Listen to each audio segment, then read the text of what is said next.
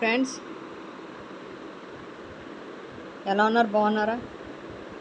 నేనైతే బాగున్నాను. ఇదిగోండి మసాలా బంగాళదుంప దోశ,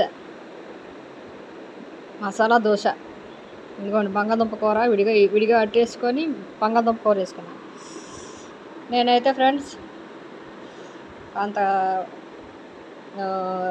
దాన్ని ఏమంటారు, 2 టేబుల్ స్పూన్ కందిపప్పు, ఒక గ్లాస్ చిన్న మీడియం సైజ్ గ్లాసు బియ్యం నానబెట్టేసి అందులో 1 టేబుల్ స్పూన్ శనగపిండి వేసి సరిపడ ఉప్పు, చిటికెడు సోడా, 1 టేబుల్ స్పూన్ మజ్జిగ, బాగా పులిసిన మజ్జిగ వేసి తిప్పేసి ఒక పక్కన పెట్టానండి. అందులో కారం వేసుకోవచ్చు, మీరు జీలకర్ర కూడా వేసుకోవచ్చు. నేనైతే కొంచెం కారం వేసుకున్నాను, పక్కకు పెట్టేశాను 1 గంట 2 గంటలు. ఈలోపు బంగాళదుంప కూర, మసాలా బంగాళదుంప కూర చేసుకున్నాను. చూసారా ఫ్రెండ్స్?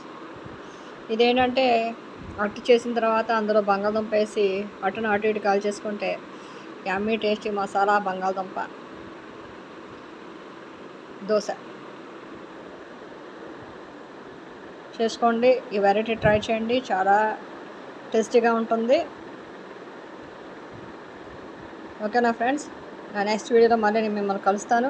See you, bye.